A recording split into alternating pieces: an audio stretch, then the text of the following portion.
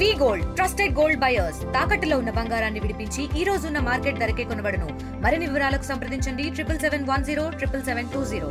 భారత్ మహిళలు world cup సాధించాక మొట్టమొదటిసారి సాయి చరణి రాయలసీమ బిడ్డగా రాయలసీమ జిల్లా అయినటువంటి కడప జిల్లాలో అడుగుపెట్టనున్న నేపథ్యంలో ఒక్కసారిగా కూడా అటు ఆంధ్ర క్రికెట్ అసోసియేషన్ ఆధ్వర్యంలో కడప క్రికెట్ అసోసియేషన్ ఆధ్వర్యంలో కూడా పెద్ద ఎత్తున ఏర్పాట్లు కొనసాగుతున్నాయి. ఈ నేపథ్యంలో ఆమె ఎన్ని గంటలకు కడపకు చేరుకుంటారు, ఆమె టూర్ షెడ్యూల్ ఎలా ఉండబోతుంది ఏంటన్నటువంటి విషయం అడిగి తెలుసుకునేందుకు మనతో పాటు జిల్లా ప్రెసిడెంట్ ఉన్నారు. ఆయన అడిగి తెలుసుకునే ప్రయత్నం చేద్దాం. అన్న చెప్పండి అన్న, భరతన ఎలా ప్రోగ్రామ్ ఎలా ఫిక్స్ అయింది ఏంటి అసలు? మొట్టమొదటిగా చెప్పదలుచుకుందంటే శ్రీచర్ని అనే అమ్మాయి మన కడప జిల్లా అమ్మాయి అవడం చాలా గర్వకారణం. అదేవిధంగా ఇప్పుడే తెలిసిన సమాచారం మేరకు రాష్ట్ర ప్రభుత్వం రాష్ట్ర ముఖ్యమంత్రి గారి ఆధ్వర్యంలో 2.5 కోటి ప్రైజ్ మనీ కూడా డిక్లేర్ చేయడం జరిగింది. అదేవిధంగా గ్రూప్ 1 జాబ్ కూడా అన్నారు. గ్రూప్ 1 జాబు అదేవిధంగా ఒక 500 గజాలు కడపలో కూడా స్థలం ఇస్తున్నారంట. ఇప్పుడే ఏసీఏ ప్రెసిడెంట్ గారు సెక్రటరీ గారు చెప్పారు. సో ఏసీఏ ప్రెసిడెంట్ సెక్రటరీ గారి ప్రోత్సాహము అందరి వల్ల ఆ అమ్మాయి ఈరోజు కడప క్రికెట్ అసోసియేషన్ ప్రోత్సాహము అందరూ ఉండడం వల్ల ఈరోజు భారతదేశం తరఫున ఆడి మరీ ముఖ్యంగా ముఖ్య భూమిక పోషించడము ఇవన్నీ జరిగింది. దీనివల్ల మనకి కడపలో మన కడప జిల్లా అమ్మాయి తెలుగు అమ్మాయి కాబట్టి మనం ఆ సత్కారము ఇది అన్ని మనం చేయాలి కాబట్టి సన్మానించాలి కాబట్టి చేస్తున్నాము ఏసీఏ సహకారంతో. సో సాయంకాలం 5:30-6కి కడపకి చేరుకుంటుంది. 7 రోడ్స్ దగ్గర నుండి మనం రాజీవ్ మార్గ్ ఎర్రమకపల్లె సర్కిల్ వరకు ర్యాలీగా వచ్చి అక్కడ నుండి మళ్ళీ ఇక్కడికి వచ్చిన తర్వాత స్థానిక ప్రజాప్రతినిధులు మా క్రికెట్ అసోసియేషన్లో ఉన్న మెంబర్లు అందరం కలిసి ముఖ్యంగా కడప క్రికెట్ అసోసియేషన్ మనం గర్వకారణం కాబట్టి ఈ అసోసియేషన్లో నుండి పోయి ఆ అమ్మాయి ఆడింది కాబట్టి మనం సన్మానించే బాధ్యత అవసరం చాలా ఉంది. ఇదంతా చాలామందికి స్ఫూర్తిగా ఉంటుంది శ్రీచరణి అనే ఉద్దేశంతో మనం చేస్తున్న కార్యక్రమం ఇది 6:30 నుండి 7:30 వరకు ఇక్కడ సన్మాన కార్యక్రమం ఉంటుంది. ఆ తర్వాత ముగుస్తుంది. ప్రధానంగా కడప క్రికెట్ అసోసియేషన్ సహకారం అంటే రకంగా ఎక్కడైనా సరే క్రికెట్ అసోసియేషన్ సహకారం లేనిది కొంత మెలకువలు కానీ ఇతరత్ర ఏమైనా నేర్చుకోవాలన్నా కూడా అంటే ఒక రకంగా ఫస్ట్లో తొలుత ఫాస్ట్ బౌలర్గా ఉన్నటువంటి శ్రీచరణి ఆ తర్వాత తన పందాను మార్చుకుంది, స్పిన్నర్గా మార్చుకుంది. సో కడప క్రికెట్ అసోసియేషన్ ఎలాంటి సహకారం అందించింది, ఆ తర్వాత ఏసీసీ ఎలాంటి సహకారం అందించింది? కడప క్రికెట్ అసోసియేషన్ అనేది మొదటి నుండి కూడా అమ్మాయికి పునాదులు వేయడానికి ముఖ్య భూమిక పోషించింది. కడప క్రికెట్ అసోసియేషన్లో ఉన్న కొందరు మెంబర్లు, కోచెస్ వీళ్ళంతా కూడా సహకరించారు. ఈ స్థాయికి ఎదగడానికి కారణం అదే. దానిలో ఫాస్ట్ బౌలింగ్ అంటారా స్పిన్ అంటారా అనే దానిలో ఎన్నుకునే దాన్ని మంచి ఎన్నుకోవడం ఉంది. అంటే ప్రతి వాళ్ళు ఫాస్ట్ వేస్తారు కానీ స్పిన్ అందరూ వేయలేరు. ఆ స్పిన్ బౌలింగ్ అనేది చరణి వేసి సక్సెస్ అవ్వడం వల్ల ఈరోజు భారతదేశానికి ఒక ముఖ్య భూమిక పోషించి వరల్డ్ కప్ రావడానికి ముఖ్య కారకురాలైంది. అదేవిధంగా ఏసీఐ కూడా అన్ని విధాలా సహకరిస్తూ వచ్చింది. ప్రతిసారి ఆ అమ్మాయికి క్యాంపులలో చేయడం, మహిళా క్యాంపులు పెడుతూ మంగళగిరి కానీ విజయవాడ కానీ అదేవిధంగా వైజాగ్లో కానీ శిక్షణ ఇవ్వడం జరిగింది. ఆంధ్ర క్రికెట్ అసోసియేషన్ ఇప్పుడున్న పరిస్థితుల్లో దానికి క్రికెట్ని మరింత అభివృద్ధి చేసేదానికి అన్ని వనరులు ఇది కూడా చేస్తుంది. సానా సతీష్ గారి ఆధ్వర్యంలో అదేవిధంగా కేసినేని చిన్ని గారి ప్రెసిడెంట్గా ఉండడము, సానా సతీష్ గారు సెక్రటరీగా ఉండడము వీళ్ళందరూ కూడా క్రికెటర్లకి పారితోషికంలో కానీ ఇంకొక ఫెసిలిటీస్ ఇవ్వడంలో కానీ అన్ని విధాలా పూర్తిగా సహకరిస్తుంది. అదేవిధంగా అన్ని అసోసియేషన్స్ కూడా అదేవిధంగా సహకరిస్తుంది. చెప్పుకోదగ్గ పరిణామం ఏంటంటే ఇటీవల మనం చెప్పుకోదగ్గది గతంలో బడ్జెట్ అనేది చాలా తక్కువ ఇచ్చేవాళ్ళు. ఇప్పుడు వచ్చిన చిన్ని గారు ప్రెసిడెంట్ గారు అదేవిధంగా సానా సతీష్ సెక్రటరీ గారు వీళ్ళందరూ కూడా జిల్లాలకు ఇచ్చే బడ్జెట్ కూడా పెంచడము, అవకాశాలు మరింత దగ్గరికి తీసుకెళ్ళాయి. అంటే ఇప్పుడు సబ్ సెంటర్లు పెట్టడం కానీ జమ్మలమడుగు కొత్తగా మేము పెట్టబోయేది జమ్మలమడుగు ఇట్లా ఒక 2-3 సెంటర్లు అదనంగా ఏర్పాటు చేసి వాళ్ళకు అవసరమైన శిక్షణ ఇవ్వడానికి చేస్తున్నాం. అదేవిధంగా మహిళా క్రికెట్కి మనం కడప జిల్లాలో కూడా మేము కూడా గత 3 ఏళ్ల నుండి పోరాడుతూనే ఉన్నాం. ఎందుకంటే అమ్మాయిలు ఇక్కడ వరకు రావాలి అని అంటే టౌన్లో నుండి ఇక్కడ వరకు రావాలంటే కష్టం అనేసి పోలీస్ పెరేడ్ గ్రౌండ్ కూడా మేము లీజుకి అడగడం జరిగింది. మెయింటెనెన్స్ కానీ ఇంకోటి కానీ అమ్మాయిలకి ఎక్స్క్లూజివ్గా ఓన్లీ అమ్మాయిలకే ఆ స్టేడియంలో కోచింగ్ ఇవ్వాలి అనే ప్రతిపాదన కూడా మేము ఆల్రెడీ గత 3 ఏళ్లలో ఇచ్చాం. నిన్న ఒక నెల క్రితం కూడా ఎస్పీ గారిని కలిసి సార్ ఇట్లా ఉంది, అమ్మాయిలు అక్కడ అంత దూరం అయితే రావడం లేదు, పంపించలే పరిస్థితి కూడా లేదు, అంటే సెక్యూరిటీ ఇవన్నీ కూడా సమస్యలు వస్తాయి.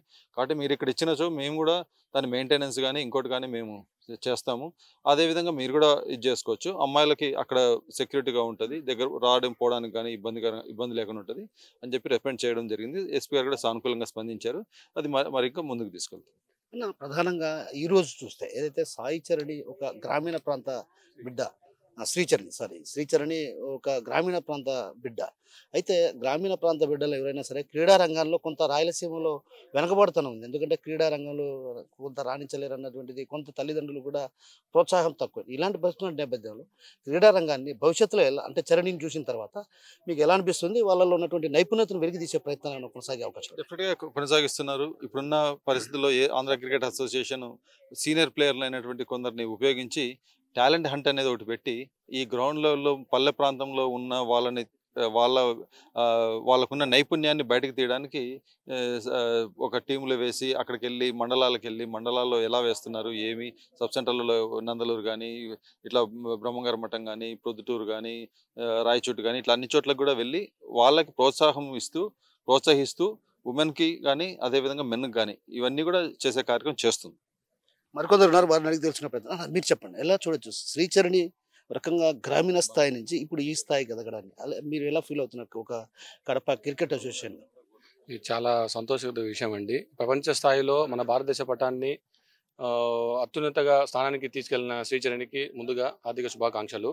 అలాగే ఆంధ్ర క్రికెట్ అసోసియేషన్ సౌజన్యంతో, కడప జిల్లా క్రికెట్ అసోసియేషన్ వారి సహకారంతో మన శ్రీచరణి ఇంత ఉన్నత స్థాయికి చేరడము అందరూ ఆనందక విషయము. అలాగే ఇప్పుడు ఉన్న ఆడపిల్లలు క్రీడా దీంట్లో రావడము ఏంటి అది అన్న ఈ తల్లిదండ్రులకు ఒక సవాలు విసిరిందని మనం చెప్పుకోవాలి. సో చాలా సంతోషం వ్యక్తం చేస్తున్నాం. చెప్పండి, ఎలా చూడాలి శ్రీచరణి ఇంత పెద్ద ఎత్తున? అంటే ఒక రకంగా ముప్పు తిప్పలు పెట్టింది ఎవరినైనా సరే, ఏ టీంనైనా సరే. ఒక రకంగా మన కడప బిడ్డగా ఉండి కూడా స్పిన్నింగ్లో ఇంత పెద్ద ఎత్తున చేసినటువంటి, అంటే ఒక రకంగా కట్టడి చేసేందుకు, రన్లు కట్టడి చేసేందుకు తీవ్రమైన ప్రయత్నాలు. ఎలా ఫీల్ అవుతున్నారు? సో యాక్చువల్గా శ్రీచరణి ఒక నిరంతరంగా ప్రాక్టీస్ చేస్తూ తనకంటూ ఒక సిగ్నిఫికెన్స్ తెచ్చుకునే ప్రయత్నం చేసింది. నేను Kadapa district women cricket coordinator, నా పేరు కె విష్ణుమోహన్ రావు. సో ఆ అమ్మాయి ఇక్కడ ప్రాక్టీస్కి వచ్చినప్పుడు కానీ, క్యాంప్కి వచ్చినప్పుడు కానీ ఎప్పుడు కూడా తక్కువ మాట్లాడడము, ఎక్కువ ప్రాక్టీస్ చేసేది. తనదైన శైలి అనేది చూపిస్తూ వచ్చింది. అనతి కాలంలోనే దేశంలో అత్యున్నత స్థాయి క్రికెట్ ఆడడంలో కడప జిల్లాని ఎక్కడికో తీసుకుపోయింది.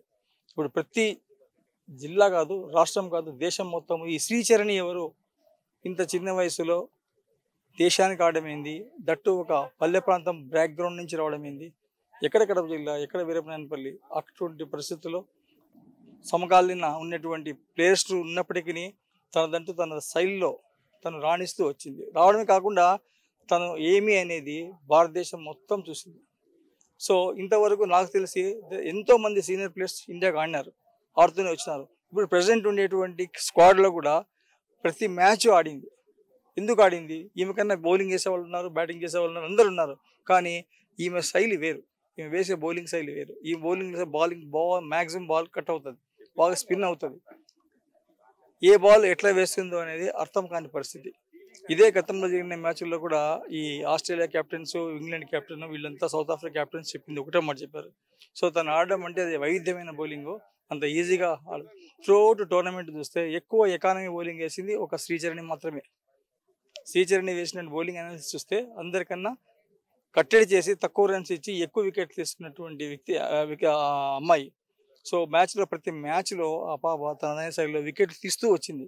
దీనివల్ల ఏమైందంటే కెప్టెన్ల టీం మొత్తం ఒకటే మాట చెప్పారు, ఏదంటే ఎవరిని పక్కన పెట్టినప్పటికీ ఆ పాపను మాత్రం పక్కన పెట్టలేదు. ఎందుకు పెట్టలేదంటే బికాస్ ఆ బౌలింగ్ బాగా వేస్తుంది. ఒకటి highly discipline girl, highly discipline అనమాట. అంటే ఎవరితో కూడా కక్షలు కార్పణ్యాలు అవన్నీ వద్దని గతంలో కూడా ఒకసారి ఫోన్ చేసినప్పుడు ఆ అమ్మాయికి చెప్పినాను.